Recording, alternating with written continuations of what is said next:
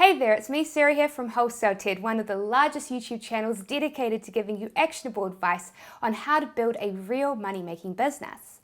And today, I'm going to be warning you about 5 different print-on-demand items and designs that you should not sell. Now, some of these items have the potential to lose you money because they will sell terribly.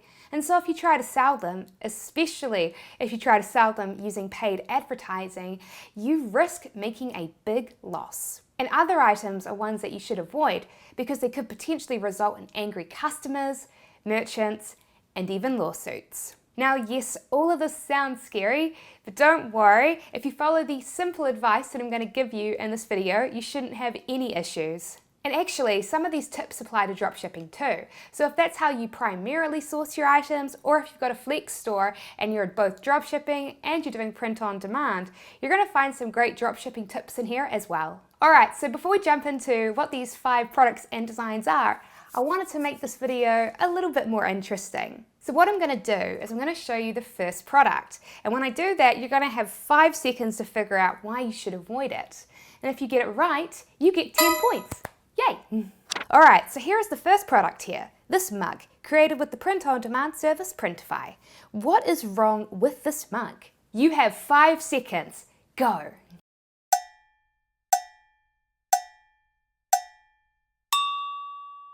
Time is up. Alright, so the reason why you should avoid this design and product is because the phrase, "let's get ready to rumble," is trademarked by Michael Buffer. And this trademark has made Buffer an insane amount of money. Thanks to its use in movies, it's netted him over $400 million.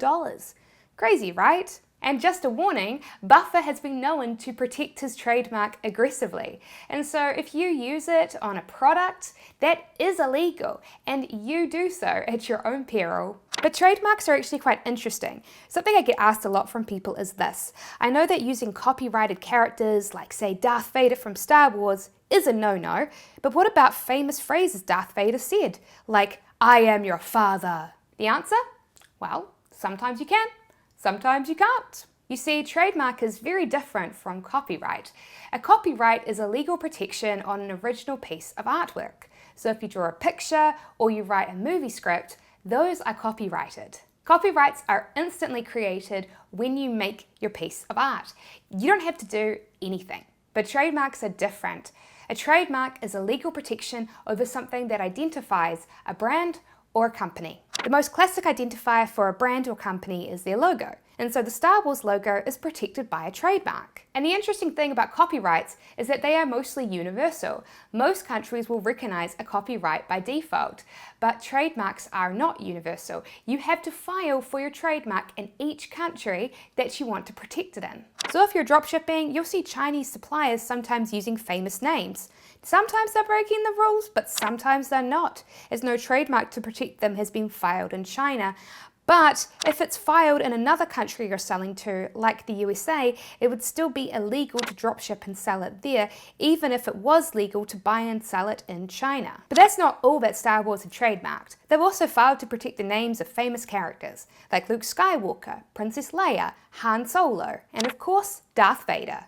Now, they could have also chosen to trademark small iconic lines from the movies, because while the entire script as a whole is copyrighted, small individual lines in the movie, like "I am your father," need to be protected with a trademark. Otherwise, they come under free speech.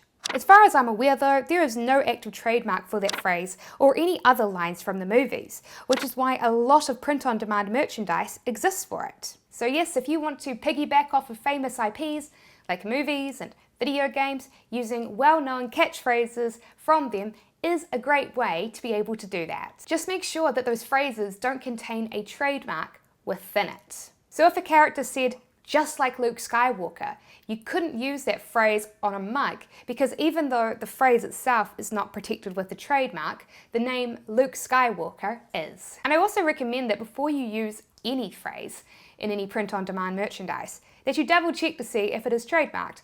Because sometimes phrases that you wouldn't have expected have trademarks filed for them.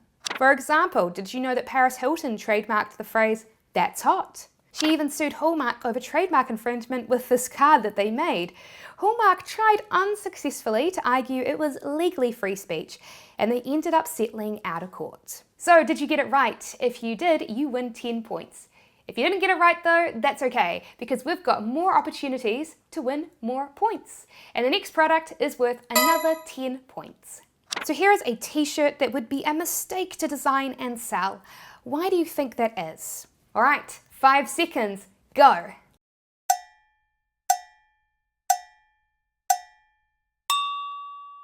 All right, time is up.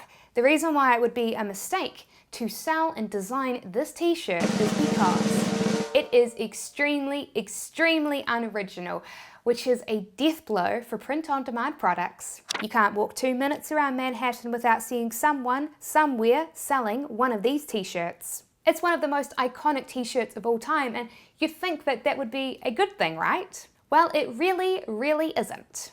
You see, print-on-demand has some distinct advantages and disadvantages compared to its close cousin, dropshipping. And if you don't know what dropshipping is, it is a business model that is very closely aligned with print-on-demand. And we've actually got a free ebook which teaches it. The 6 steps that 6-figure dropshippers follow to make over $10,000 a month. And if you'd like to get that ebook for yourself, you can find the free download link in the video description below. So one of the disadvantages that print-on-demand has compared to dropshipping is the profit margins. With dropshipping, manufacturers are creating products at mass scale, and so thus they're able to lower the price of the product when they're selling it to you. With print-on-demand though, manufacturing costs are higher than usual, since you're making just one at a time. So if you want to print a shirt from Printify, it's going to cost you $7.73 to $5.95 a shirt. But people are mass producing I Heart NYC shirts at much lower manufacturing costs, so you can buy it super cheaply all over the internet. So selling a super popular t-shirt that everyone already knows through common knowledge that they can get it cheaper elsewhere is a really, really bad idea unless you have a special, unique spin that you're putting on it. So yes, print-on-demand has its downsides, but it also has its upsides. And one of those is that it lets you target niches that no one else has targeted before. Take this shirt that I've shown before on this channel, which is a pug coffee shirt that is, funnily enough, aimed at people that love both their pugs and coffee. Because with a shirt like this here, you're targeting a passionate niche that doesn't have many options. It means then that you can charge a higher price to make up for the higher manufacturing costs. So you can easily charge $14.95 or $19.95 or potentially even more while still keeping your conversions high. So did you get it right? If so, you can add 10 points to your total. If you didn't get it right though, that's okay because we've got another chance to win more points. And this time, it's a pretty easy one to be able to guess. So we've only got 5 points up for grabs this time. All right, here is a t-shirt that would be very, very bad to sell. Why should you not sell this? 5 seconds, go.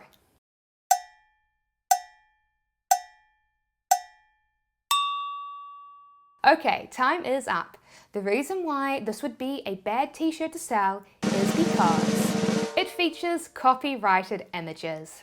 So my guess is that this is the one that people will probably be the most likely to get right because most people know that using copyrighted characters is not okay. And of course, this t-shirt is infringing on the copyrights of the franchise Fortnite because it's using its Supply Llama character. But the reason why I included the shirt, despite it being kind of an easy one to figure out, is because I get asked the question a lot. Sarah, I get that copyright infringement is wrong, but what about fan art? Is fan art okay? Because look at the original Supply Llama character design. While this t-shirt is using its likeness, it's a redrawn version of it in a new style. Is this okay? So the answer here is actually really simple.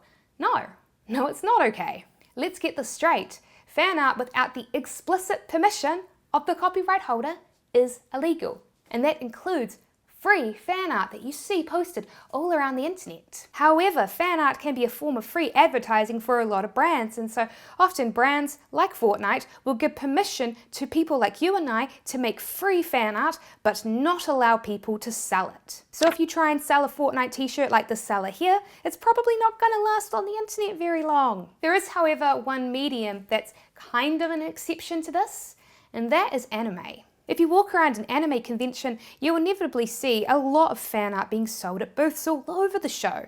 Fan art for Pokemon, fan art for Death Note, fan art for One Punch Man. How on earth are people getting away with this? Well, it's because a lot of Japanese anime companies prefer to just look the other way when it comes to people producing and selling fan art. So while they would not be happy with you creating a poster like this and selling it yourself, featuring in-house art that they made, they usually tolerate you selling an original fan art version of it. The reasoning is that they benefit more from the exposure and encouraging their fan base, and so they let it slide.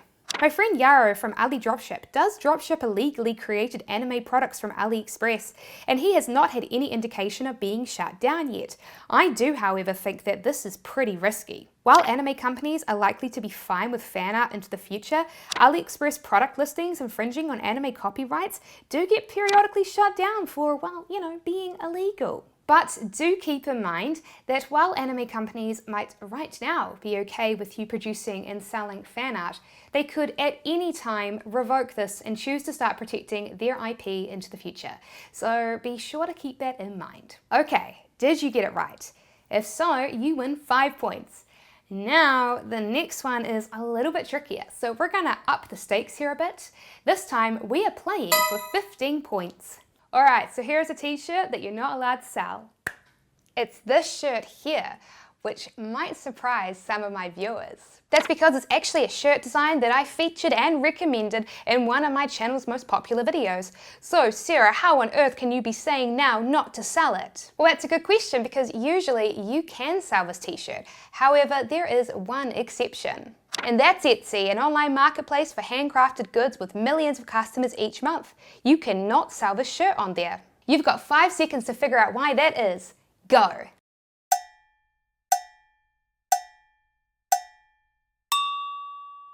Alrighty, time is up. So the reason why you could not sell this t-shirt on Etsy is because I found the artwork for it using Shutterstock. So for those of you that don't know, Shutterstock is a place where you can purchase stock images to use. So if you purchase an enhanced licensed version of an image on their site, you get the legal right to use it for merchandise that you sell for a profit. So why aren't you then allowed to use it for products that you list and sell on Etsy? Well, that's because Etsy has some special rules, which is why my friend nicknamed it the hipster of the online marketplaces. One of Etsy's rules is that products you sell on the site usually need to be original and made and designed by either you or someone else who is a part of your quote-unquote team. And that's because Etsy's focus is on handmade goods. So if you go ahead and purchase a piece of artwork on Shutterstock, you didn't design it and nobody on your team designed it either. You just purchased the commercial rights to reuse it. Now don't worry, this doesn't mean that if you want to sell print-on-demand items on Etsy that you have to go out there and design all of the images yourself. A really good idea is to go to a site like Upwork and hire a designer on there. As part of your contract with them, require that they allow you to be noted down as a team member in your Etsy profile, as Etsy requires that each member's role, including the designer, be identified in your store profile. And I think that this is a really good reminder that when you're using any third-party service to make money on the internet, whether it's Etsy or Amazon or Facebook, that you read their rules really closely. Most of the time, people who post comments about getting kicked off platforms like these were, surprise, breaking the rules. Everyone talks about the importance of not cutting corners when it comes to things like product research, but usually people don't bother talking about the importance of not cutting corners when it comes to legalities. So even though it may be boring, before you sell on a website like Amazon or Etsy, take the time to actually read the rules so that you don't pour a bunch of money and time into creating products to sell on there, only for them to get taken off and for you to lose all of that wasted energy and, well, money. So did you get it right? If so, you won 15 whole points. And if you didn't get it right, that's okay because you've got one final chance to win. We are now playing for 10 whole points. So this here is a design that I found on Shutterstock. It would be very bad to try and sell it on this t-shirt. Why do you think that is? You've got 5 seconds. Go!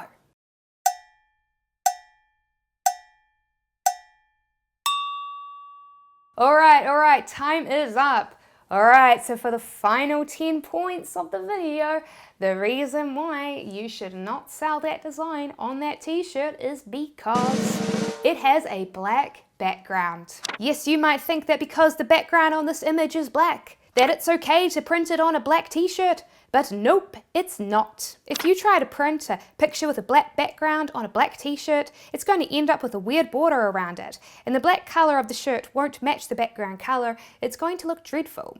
It's okay to choose images with backgrounds if it's part of the design, but stick to printing them on a different colored shirt, like maybe a white t-shirt or a grey t-shirt instead.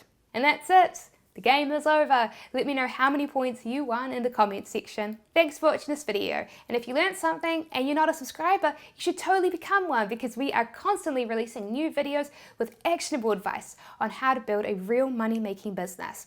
So be sure to hit that subscribe button and click the notification bell next to it so that you don't miss out on any of our videos.